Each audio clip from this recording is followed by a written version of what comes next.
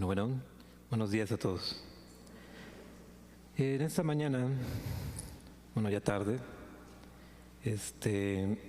gracias a Dios que nos podemos juntar nuevamente, que nos vuelve a dar la oportunidad de poder estar con ustedes, compartiendo acerca de las Escrituras. Y es un gusto poder estar aquí, con esta dicha, este privilegio que nos da Dios, de poder estar aquí al frente y poder compartir con ustedes un mensaje. Vamos a hacer una oración para pedir la ayuda de Dios para poder dar comienzo a nuestra enseñanza de hoy. Gracias te damos, Señor, por la vida, porque eres tú quien nos da la vida, Señor, nos da todas las cosas. Has sido tú, Señor, quien ha puesto los medios, las circunstancias para que estemos nosotros aquí reunidos. Y te damos las gracias, Señor, porque tú tienes planes perfectos para cada uno de nosotros. Agradecemos la oportunidad que nos das de poder estar sentados y poder escuchar acerca de tu Escritura, de tu palabra, Señor. Pedimos que tú nos alumbres nuestro entendimiento. Estamos necesitados de ti, Señor. Te lo queremos pedir y te damos gracias. En el nombre de tu Hijo amado, Cristo Jesús. Amén, Señor. Bueno, vamos a continuar con esta serie de enseñanzas del libro de Juan. Ya estamos casi por concluir el capítulo número 5. Ya llevamos varias semanas consecutivas hablando respecto a este libro, un libro bastante hermoso, un libro bastante profundo. Normalmente a una persona que empieza a tener contacto con la Escritura, digamos a recomendarles, ¿sabes qué? Te recomiendo que leas el libro de Juan. Y es un libro bastante bueno, sin embargo, es muy profundo. Nosotros mismos que nos hemos dado a la tarea de estudiarlo para poder compartir con ustedes, nos encontramos que hay muchas maravillas aquí escondidas, muchas cosas que creíamos nosotros comprenderlas bien, pero cuando empezamos a profundizar en ellas nos damos cuenta que aún nos falta muchísimo más por entender. Por ahí dicen algunos otros predicadores que llegan a recomendar que se lea en primer lugar el libro de Marcos para personas que no han tenido contacto con la Biblia, contacto con la Escritura. Es un libro un poquito más sencillo y se centra bastante en la persona de Jesús, en sus milagros. No es como el libro de Juan, no tiene la misma profundidad en las palabras que está usando Juan. Entonces es un libro bastante hermoso, el libro de Juan, y hay muchas cosas que nosotros vamos a seguir aprendiendo durante estas enseñanzas. El día de hoy, el texto en el que nos vamos a basar este estudio es el versículo 39 del capítulo 5, pero es importante que nosotros no olvidemos el contexto de lo que hemos estado estudiando. Recordemos que al principio de este capítulo habla de un milagro que hace nuestro Señor Jesús. No sé si alguien recuerda en qué lugar se hizo este milagro. ¿Dónde? Betsaida. ¿De dónde está Betsaida? Bueno, tenemos ahí por ahí, no sé, Judea, Galilea, Jerusalén. Bueno, está en Jerusalén. Entonces yo creo que es bastante importante que no vayamos perdiendo de vista de dónde a dónde se ha ido moviendo nuestro Señor Jesús, el lugar donde se encuentra. Por ejemplo, en lo que era Judea y Jerusalén es donde se encontraban las mejores escuelas de Israel. No en Galilea, sino en Jerusalén y en Judea. Y creo que esto es bastante importante. ¿Por qué se da este conflicto con los líderes de los judíos en Jerusalén? Ahí donde están esas escuelas, donde están las personas más estudiadas, donde están las escuelas más recomendadas, se suscitan estas cosas. Bueno, había un hombre enfermo que tenía 38 años, con una enfermedad que esa misma enfermedad creemos hizo que quedara paralítico, que ya no se pudiera levantar. Entonces Jesús en un día de reposo lo sana. y le da instrucciones de levantarse, de tomar su lecho y andar en un día de reposo. Ya era escandaloso que Jesús hiciera un milagro un sábado para los líderes judíos. No que estuviera prohibido por la ley, porque no encontramos en la ley que dijeran que estaba prohibido hacer milagros en día de sábado. Sin embargo, para los líderes judíos ya era escandaloso. En breve, este hombre sanado tomó dirección hacia el templo. En lo personal me pareció bastante curioso. Se habla por ahí de 10 hombres que fueron sanados de la lepra y 9 se fueron y solamente uno regresó a darle gracias a Jesús. Pero vemos a este hombre recién sanado, se dirige hacia el templo. Podemos pensar que se dirigió al templo para darle gracias a Dios por ese milagro que él había recibido. Eventos como este hacían incomodar, y no solamente incomodar, enfurecía a los líderes judíos. Tanto así que se produjeron en ellos deseos de matar a Jesús. Entonces, conforme veían que había más milagros en día sábado, más y más se enfurecían ellos y más querían matarle. Mucho más cuando Jesús les revela que es el Hijo de Dios. Se escandalizaron. Dijeron, no es posible. Pero ¿cómo este hombre dice ser el Hijo de Dios? ¿Qué significaba esa afirmación que salía de la boca de Jesús? Que se hacía igual a Dios. Entonces ellos decían, ¿cómo es posible? En este encuentro, Jesús les hace saber que está sujeto al Padre y que no hace nada por su propia cuenta. Es curioso, porque a veces nosotros como personas quisiéramos hacer las cosas a nuestra manera, como nos agrada, como nos gusta, como mejor nos parece, pero vemos a Jesús testificando que Él estaba sujeto al Padre, que Él obedecía al Padre y que no hacía nada que el Padre no le que el Padre no le hubiera dicho que hiciera. Así como el Padre da vida, el Hijo también da vida a quien Él quiere. Además recibió toda la autoridad absoluta para juzgar. Dice en este pasaje que el Padre no es quien juzga, quien va a juzgar es el Hijo, porque a Él le ha sido dada esa autoridad para poder juzgar. ¿Con qué propósito? Para honrar al Hijo, de la misma manera que honramos al Padre. Y dice que quien no diera la honra al Hijo, no le estaba dando la honra al Padre. Podemos imaginarlos lo impactante de esta revelación hecha a los líderes judíos.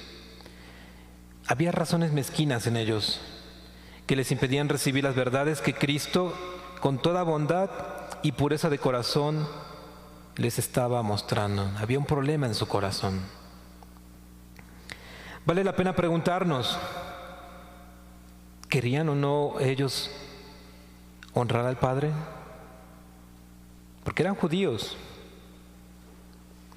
¿Querían o no ellos honrar al Padre? ¿Querían someterse verdaderamente a Dios? No cabía en su mente que Jesús fuera el Mesías, el Hijo de Dios, el Salvador del mundo. Con todo y que ellos habían tenido la oportunidad con sus propios ojos de ver los milagros de Jesús, con todo y que ellos habían escuchado las palabras de autoridad de Cristo Jesús, no creían en Él. En ese contexto, en ese encuentro con los líderes judíos, es que Jesús expresa el pasaje que el día de hoy vamos a estar estudiando, que es Juan capítulo 5, versículo 39.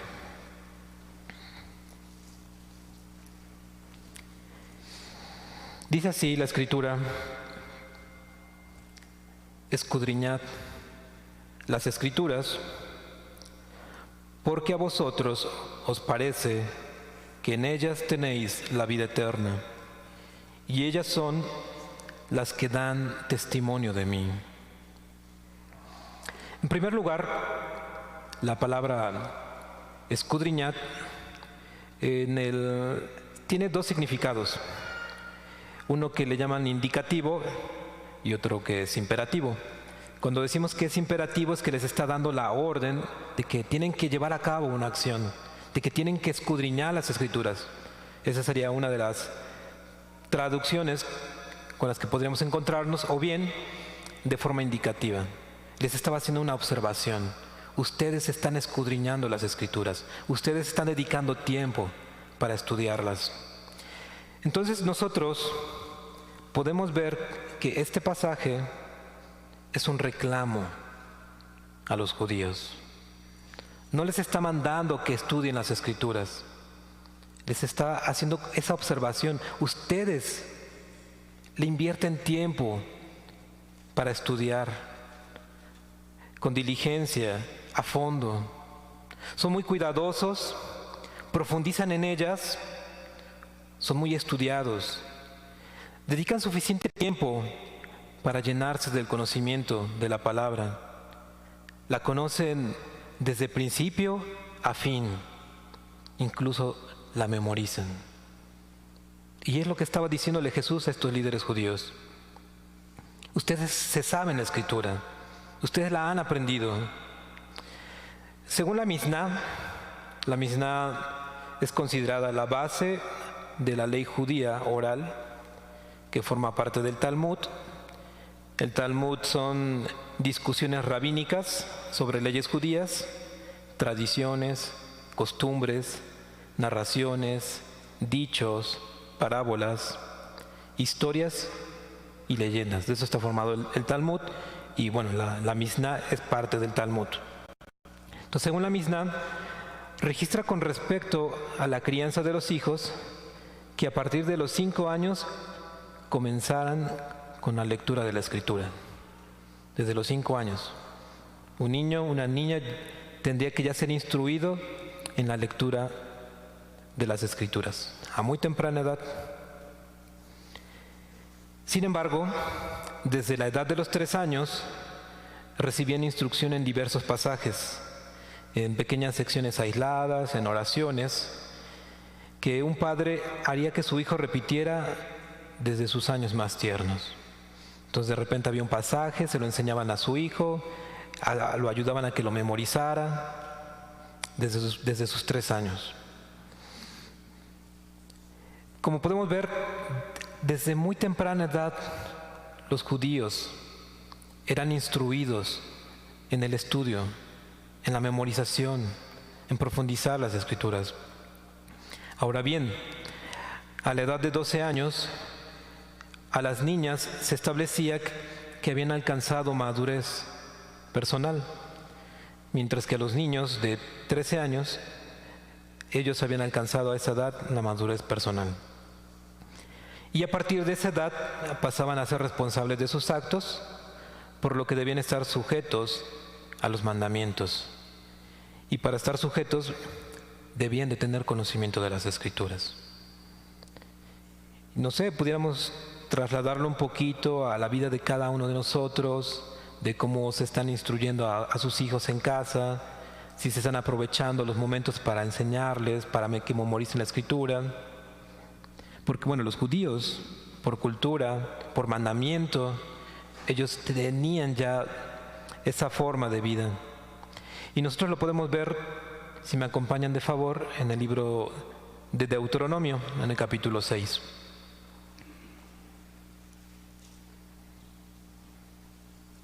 El libro de Deuteronomio, capítulo 6, uno de los libros del Pentateuco, escrito por Moisés. Dice así la Escritura, 6 del versículo 1 al versículo 9. Dice así: esto pues son los mandamientos, estatutos y decretos que Jehová vuestro Dios mandó que os enseñase, para que los pongáis por obra en la tierra a la cual pasáis vosotros para tomarla, para que temas a Jehová tu Dios, guardando todos sus estatutos y sus mandamientos que yo te mando. Tú, tu hijo, el hijo de tu hijo, todos los días de tu vida, para que tus días sean prolongados.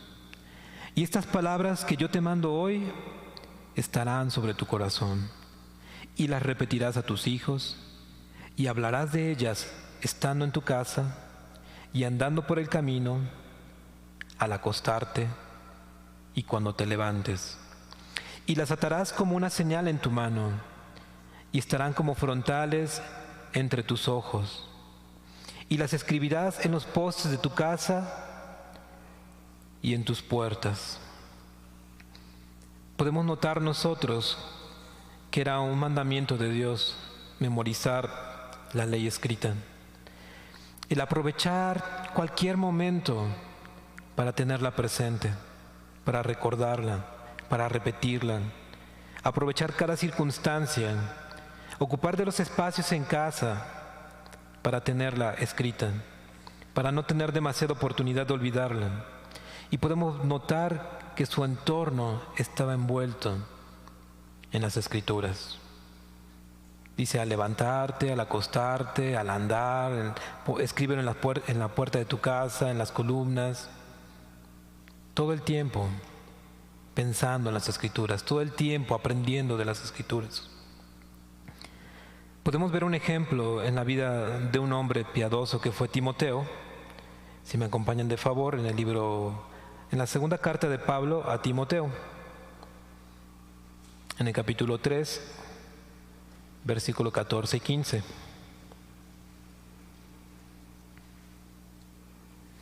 Segunda carta de Pablo a Timoteo, capítulo 3, versículo 14 y versículo 15.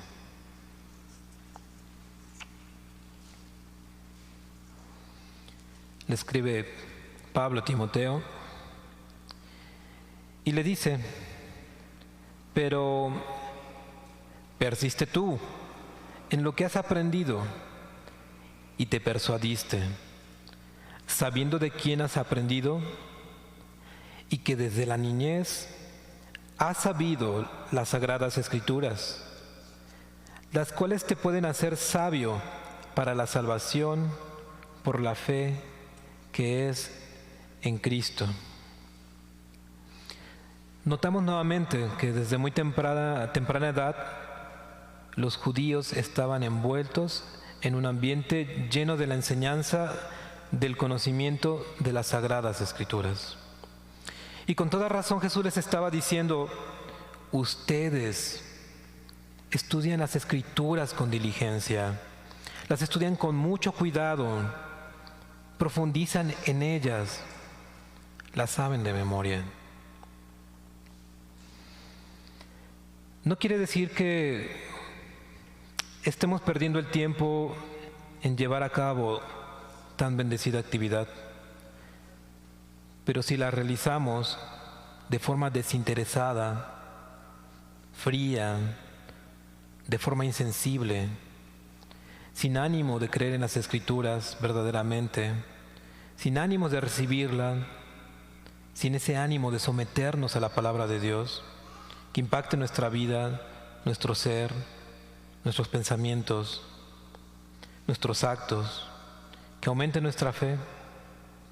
¿Qué virtud hay en solo recurrir a ser llenos del conocimiento de las Escrituras? Una parte de la Escritura nos enseña que el conocimiento envanece, mientras que el amor edifica. También podemos encontrar en la Escritura que conocer la Escritura, pero no ponerla por obra, es ser insensato. Podemos saber mucho de la palabra de Dios, podemos estar llenos de ese conocimiento, pero ese conocimiento puede envanecernos. O bien podemos ser insensatos al no obedecer a la palabra. Llega a ser común que cuando nosotros empezamos a saber más de las Escrituras, podemos llegar a correr el riesgo de perder el piso. Podemos llegar a creer que ya somos autosuficientes. Podemos llegar a creer que ya sabemos demasiado y corremos ese riesgo de envanecernos. Es que yo ya sé, ya conozco la palabra, ya conozco la Escritura. Incluso algunos pudiéramos hasta menospreciar a las personas cuando nosotros estuvimos así, sin ese conocimiento, sin la palabra, y pudiéramos nosotros menospreciar a aquellos que no conocen.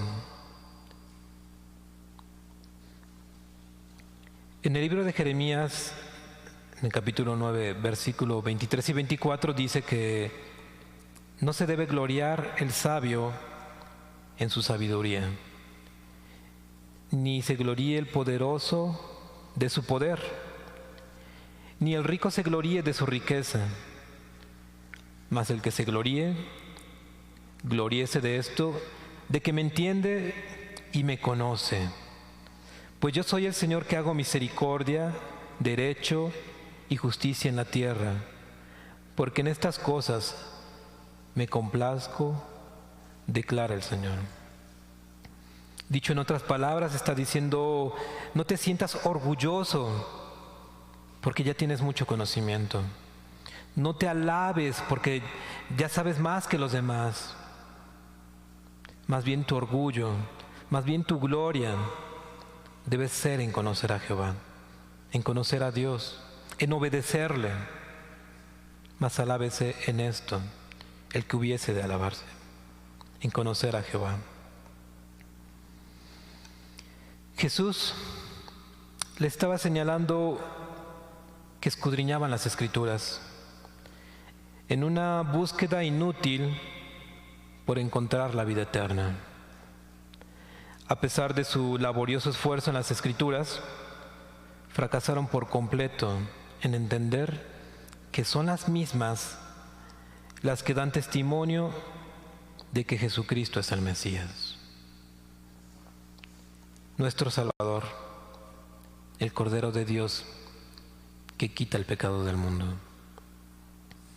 Se llenaron de conocimiento, se llenaron de sabiduría y fracasaron en su intento de conocer la vida eterna. La Biblia enseña que cualquiera que guarda toda la ley y ofendiere en un solo punto es culpable en todos. Por tanto, la salvación no proviene de nuestras justicias propias. Yo no sé cuántos de nosotros llegamos a pensar que éramos buenas personas. Algunos habríamos dicho que no éramos malos y que no le hacíamos mal a nadie. O bien no sé cuántos de nosotros que hemos tenido la oportunidad de hablar con una persona acerca de Cristo, acerca de la necesidad que tiene de arrepentimiento, de acercarse a Dios, de poner su confianza en Jesús, y no escuchamos de repente también lo mismo. O sea, es que yo soy una buena persona, yo no le hago mal a nadie. ¿Cuántos de los aquí presentes, incluso de los que nos pudieran estar escuchando en la transmisión, han pensado lo mismo? Pueden tener todavía ese concepto acerca de sí mismos de que no son malos, de que son buenas personas, de que no le han hecho mal a nadie. Y podríamos preguntarnos, ¿de verdad no hemos hecho mal? ¿De verdad no hemos cometido ni un pecado? Pudiéramos preguntar, ok, dices que eres buena persona, que no le haces mal a nadie, pero ¿y le haces bien?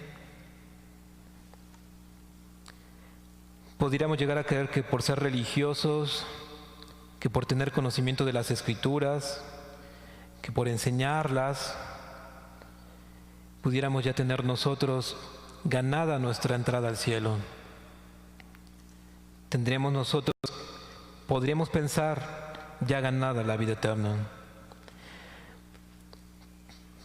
¿Creeremos nosotros que por dar una limosna al necesitado, por dar al que tiene hambre de comer, o por vestir al que no tiene que vestir, creeremos nosotros que por eso ya estamos bien, ya merecemos el cielo, ya merecemos la vida eterna? ¿Pensaremos nosotros que ya es suficiente? La segunda parte del pasaje dice: porque a vosotros os parece que en ellas tenéis la vida eterna. La traducción del lenguaje actual lo traduce de la siguiente manera: ustedes estudian la Biblia con mucho cuidado porque creen que así alcanzarán la vida eterna. Nuevamente, ustedes estudian la Biblia con mucho cuidado porque creen que así alcanzarán la vida eterna. ¿Qué podemos ver nosotros? ¿Qué podemos nosotros notar? Que estaban confiando la salvación de sus almas en obras externas, en su propia justicia. Se aferraban a su engaño de lo que era necesario hacer para entrar al reino, para ganar la salvación de Dios. Ellos no estaban poniendo su esperanza en Jesús. Ellos estaban poniendo su esperanza en sus actos, en sus obras, en su conocimiento. Algunos dirían: es que somos hijos de Abraham, es que tenemos la ley de Moisés. Y podrían aferrarse a esa idea y pensar que por eso ellos ya eran salvos. ¿Qué dice Romanos, si gustan acompañarme, en el capítulo 2? Romanos capítulo 2, versículos 17 al versículo 19.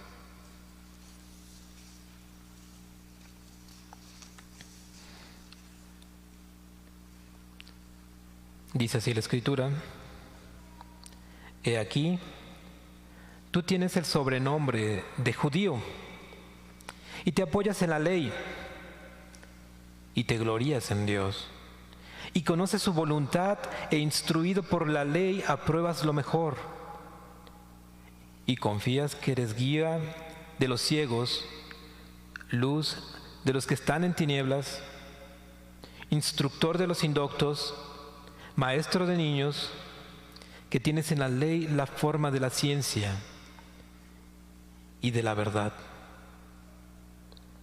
Y esto era lo que creían ellos, y sacaban un listado así largo de las cosas que ellos hacían. Pudiéramos nosotros caer en el mismo error que estos judíos, y quisiéramos sacar una lista larga de las cosas que creemos que son buenas. Podríamos nosotros caer también en ese error. Y notamos un énfasis en la justificación por las obras. Pero la justicia propia no puede salvar a nadie. Y aún las Escrituras dicen en Isaías que todas nuestras obras, todas, son como un trapo de inmundicia. Yo no sé nosotros al día de hoy cómo nos sintamos, incluso cuando servimos. ¿Qué pensamos acerca de nuestros actos, de nuestras obras? ¿Estaremos poniendo nuestra esperanza en lo que sí hacemos? ¿Cuáles son las intenciones de nuestro corazón para hacerlas? ¿Para ser visto por los hombres? ¿Para recibir el aplauso? Porque esto es lo que estaba pasando en el corazón de estos judíos. Ellos estaban preocupados por la gloria de los hombres, mas no estaban preocupados por lo que Jesús o por lo que Dios pensara acerca de ellos. De tal manera que ellos se justificaban a sí mismos en sus propias obras.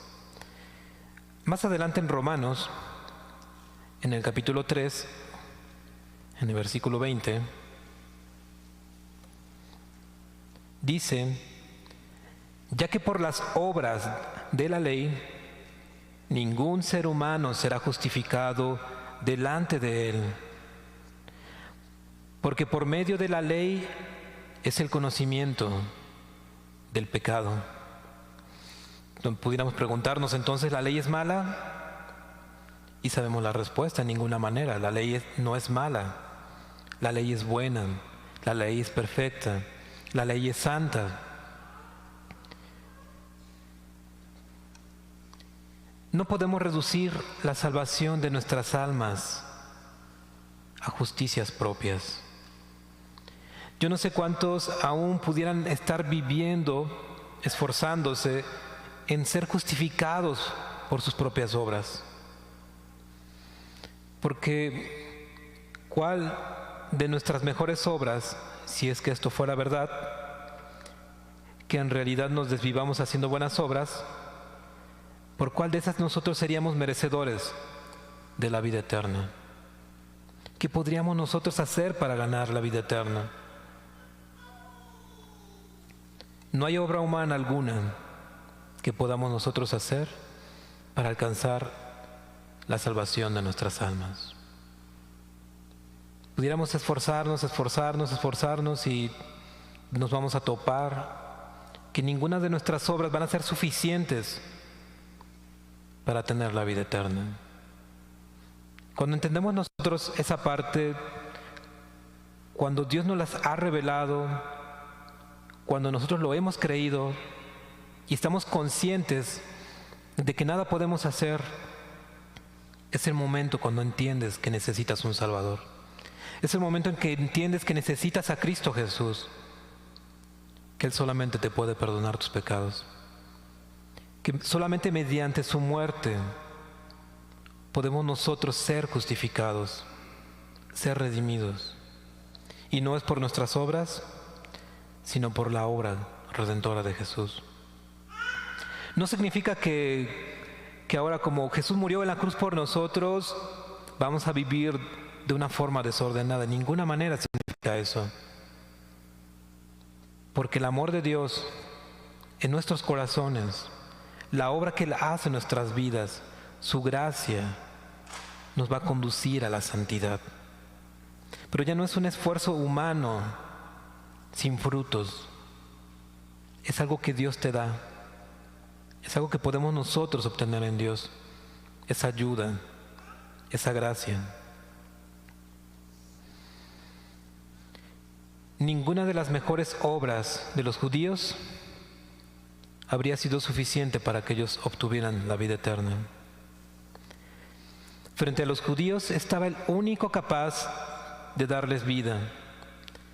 Y aunque Jesucristo, el Mesías, estaba tan cercano a ellos en forma corporal, ellos no estaban recibiendo el testimonio de las Escrituras.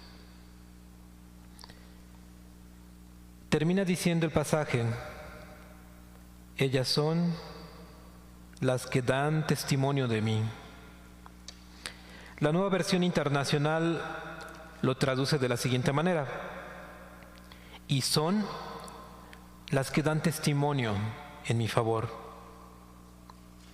La traducción viviente dice: pero las Escrituras me señalan a mí. ¿De qué testimonio las Sagradas Escrituras? ¿De qué dan testimonio las Sagradas Escrituras respecto a Jesús? ¿Cuál es el testimonio en su favor? ¿Qué es lo que señalan las Escrituras acerca de Jesús?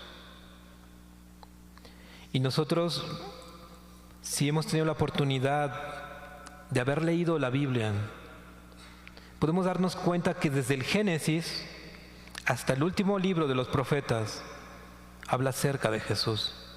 A través de la ley, a través de los salmos, habla de Jesús. A través de los profetas. Pudiéramos nosotros dedicarle muchas enseñanzas para ir una por una profecía cumplidas en Jesucristo. El tiempo de hoy no nos alcanzaría para poder estudiarlas, para poderlas presentar. ¿Qué es lo que dicen las Escrituras acerca de Jesús? Sin embargo, por mencionar algunas, están las profecías de que iba a nacer de una virgen, que sería descendiente de Abraham, sería de la tribu de Judá, de la casa de David, que nacería en Belén, sería llevado a Egipto, sería ungido por el Espíritu Santo, sería anunciado por el mensajero del Señor, es decir, por Juan el Bautista, haría milagros, anunciaría las buenas nuevas, ministraría en Galilea, limpiaría el templo, entraría a Jerusalén como rey montado en un asno, sería rechazado por los judíos, sería traicionado por un amigo, vendido por 30 monedas de plata, iba a sufrir burlas, sería golpeado, escupido, sus manos serían horadadas y sus pies también, su costado sería atravesado, le darían a beber vinagre, echarían suertes sobre sus vestidos, sería crucificado con ladrones, sufriría una muerte humillante, ninguno de sus huesos sería roto, sería enterrado en la tumba de un hombre rico, resucitaría de los muertos, ascendería a los cielos, se sentaría a la diestra de Dios. Y esto por mencionar unas pocas profecías cumplidas en Jesús. ¿Qué sucedía con estos judíos? Si ya habían leído de principio a fin las Sagradas Escrituras y que ellos no pudieran haber entendido lo que se decía acerca de Jesús. Les invito a acompañarme de favor al libro de Romanos, capítulo 3, que leíamos hace un momento, del versículo 21 al versículo 26. Dice así Romanos: pero ahora, aparte de la ley, se ha manifestado la justicia de Dios, testificada por la ley y por los profetas. La justicia de Dios por medio de la fe en Jesucristo, para todos los que creen en Él.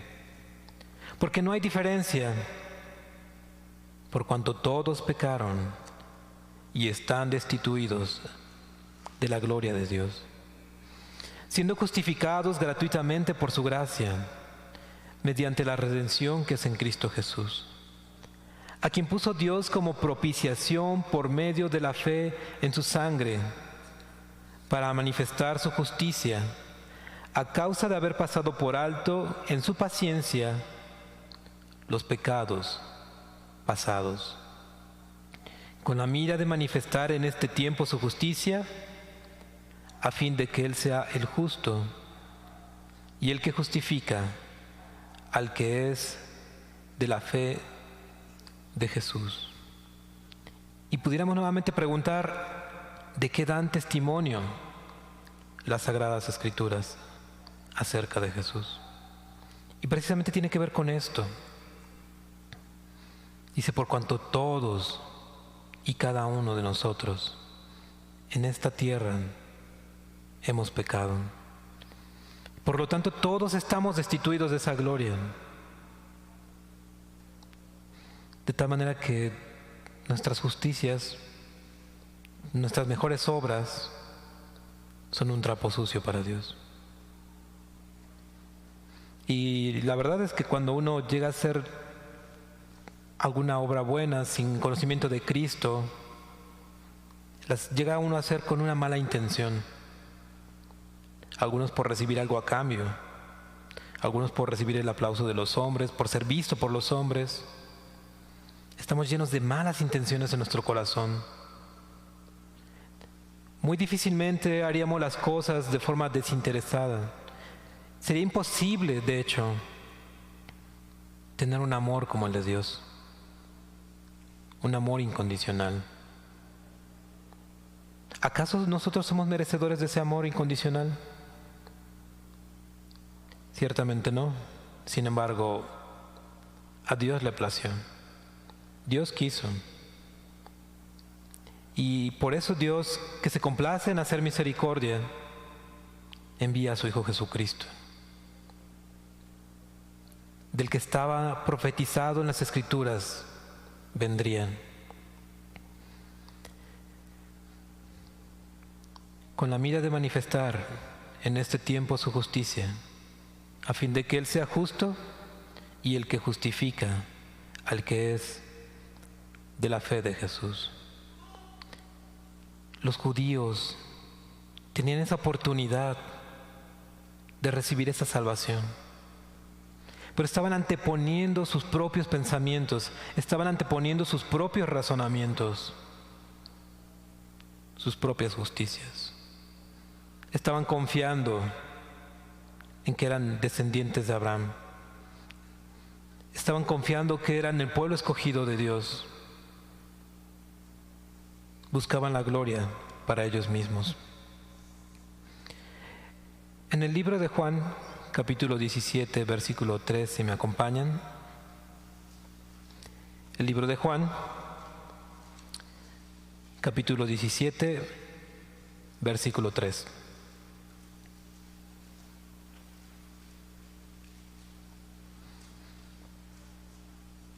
Dice: y esta es la vida eterna, que te conozcan a ti, el único Dios verdadero, y a Jesucristo, a quien has enviado. No está diciendo que la vida eterna es llenarnos de conocimiento. No está diciendo que la vida eterna es hacer buenas obras. Está diciendo que la vida eterna es conocer al Padre, al único Dios verdadero, y a Jesucristo, a quien has enviado. Mencionaba que Jesús no estaba reprobando a los judíos porque ellos escudriñaran, porque ellos estudiaran. No los está reprobando. No está diciendo, está mal que tú estudies la palabra. El problema era que no estaban poniendo su confianza en Dios. No estaban poniendo su confianza en lo que decía la profecía acerca de Jesús.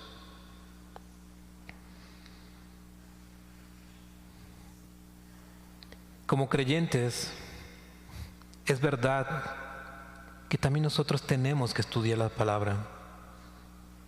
No debemos estar satisfechos con una simple lectura.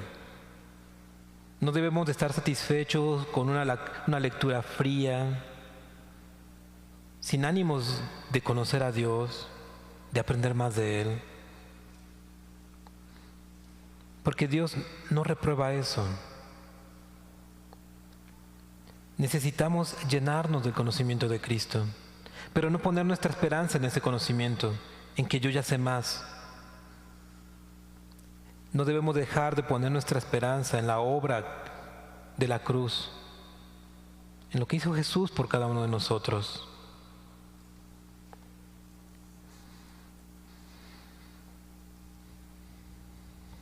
Debemos reconocer que Jesús es el autor y consumador de la fe. ¿Cuántos de nosotros no batallamos con tener fe? ¿A cuántos de nosotros no nos costaba trabajo quizás creer en Dios? Y era algo imposible para nosotros.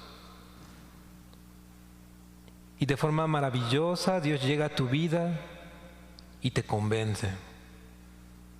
Y te abre los ojos. Y ahora puedes creer en Dios.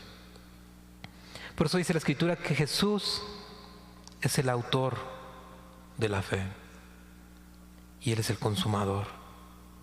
Él inició la buena obra en nosotros. Y Él la va a terminar.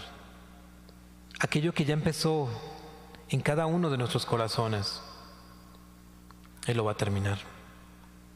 De tal manera que la honra y la gloria debe ser dada a Dios. Porque no hicimos nada nosotros. Si nos costaba trabajo creer,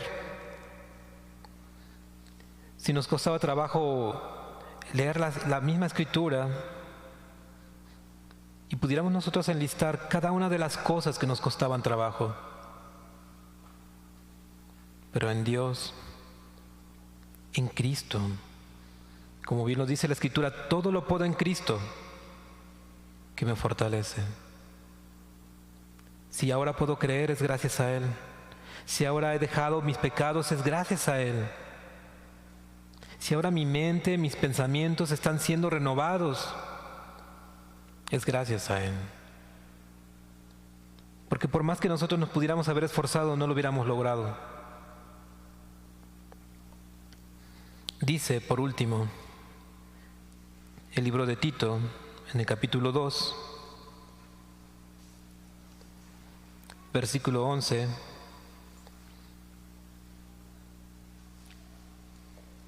al versículo 14.